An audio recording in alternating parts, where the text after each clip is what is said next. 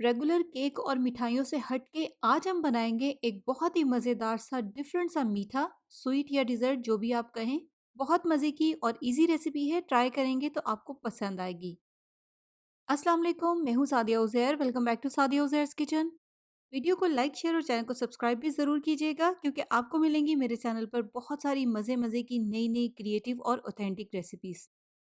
बिस्मिल्लाहिर्रहमानिर्रहीम। तो इस रेसिपी के लिए सबसे पहले यहाँ पर हम लेंगे 550 ग्राम मैदा।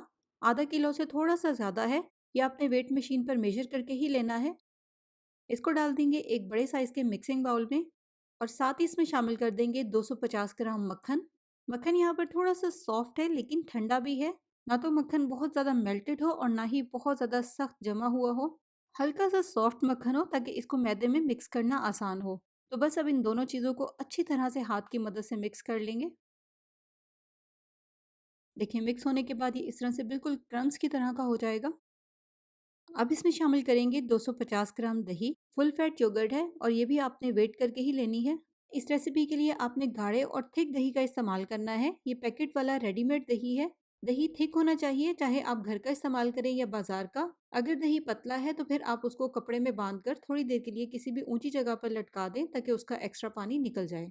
इसके अलावा इसमें शामिल करेंगे 6 अंडे की जर्दियाँ। सफ़ेदियों को फिलहाल मैंने साइड पे रख दिया है, उसका इस्तेमाल हम नेक्स्ट स्टेप में करेंगे। 1/4 टीस्पून, चौथाई चाय का चम्मच जाएगा इसमें नमक।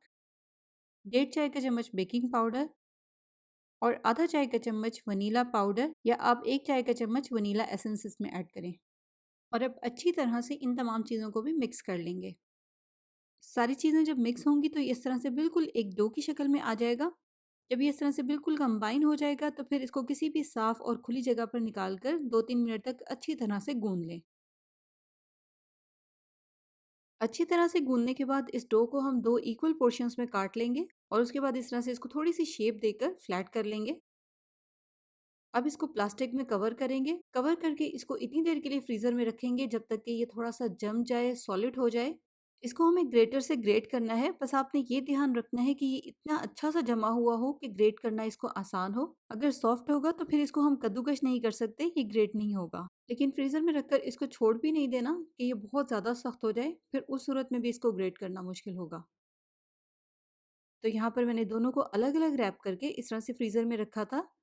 फ्रीज़ करने के बाद जब भी डो को आप फ्रीज़र में से निकालें तो चेक करके निकालें कहीं से ये सॉफ्ट ना हो।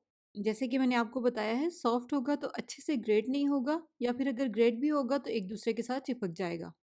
अब इस तरह से हम एक बेकिंग ट्रे में बटर पेपर लगाएंगे और ग्रेटर की जो मोटी वाली साइड है उससे इसको ग्रेट कर लेंगे।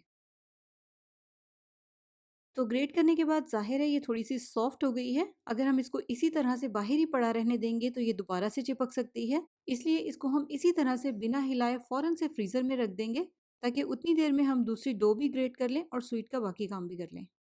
तो नेक्स्ट अब दूसरी डो लेंगे और इसी तरह से एक दूसरी बेकिंग ट्रे में बटर पेपर लगाकर इसको भी ग्रेट कर लेंगे। ग्रेट करने के बाद इस वाली डो को भी फ्रीज़र में रख देंगे। ध्यान रहे इन दोनों को हमने हर बार फ्रीज़र में रखना है, फ्रिज में नहीं। तो इनको फ्रीज़र में रख के नेक्स्ट यहाँ पर हम लेंगे 6 अंडों की सफ़ेदियाँ जो हमने स्टार्ट में अलग की थी और इसमें शामिल करेंगे 1/4 टीस्पून नमक। अब हम इन एग वाइट्स को एक इलेक्ट्रिक बीटर की मदद से स्टिफ पीक्स तक बीट करेंगे और थोड़ी सी देर के बाद बीट करने के दौरान ही हम इसमें चीनी भी शामिल करते रहेंगे। यहाँ पर मैंने 250 ग्राम चीनी ली है। आहिस्ता-आहिस्ता ये चीनी इसमें शामिल करते जाएँगे और साथ-साथ एग वाइट्स को बीट भी करते रहेंगे।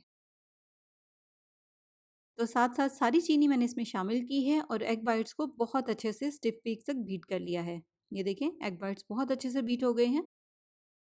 तो अब हम एक डो को फ्रीज़र में से निकालेंगे और जिस बेकिंग ट्रे में हमें इसको बेक करना है, पहले वो वाली डो निकालेंगे।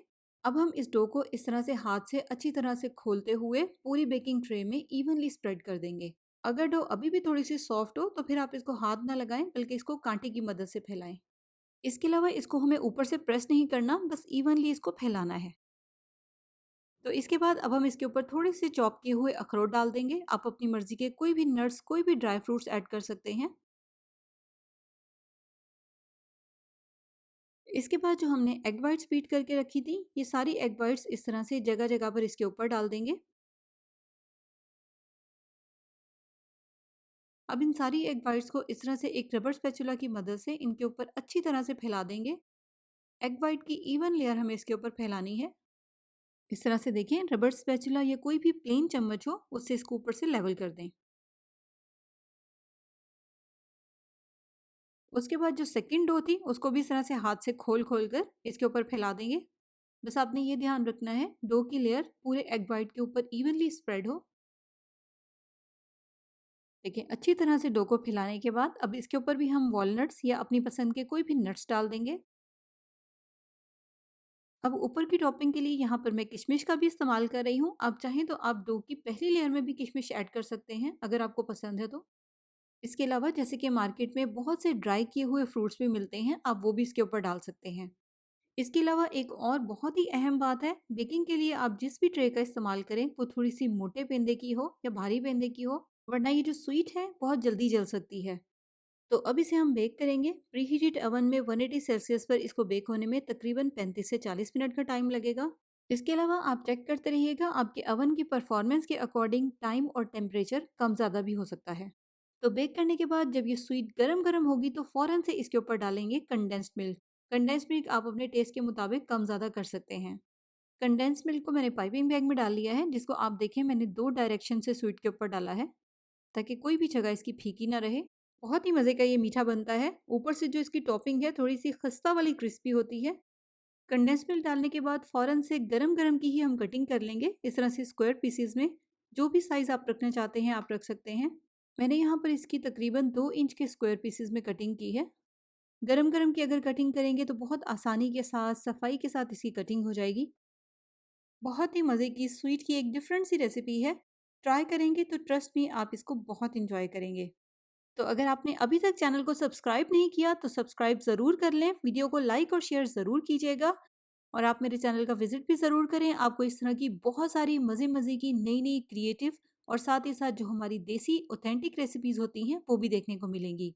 तो लाइक, सब्सक्राइब, शेयर ज़रूर कीजिएगा और कमेंट सेक्शन में रेसिपी के मुतालिक अपना फीडबैक भी ज़रूर दीजिएगा। अपना बहुत सा ख्याल रखिएगा, दुआओं में याद रखिएगा। Thank you for watching. Allah हाफ़िज़।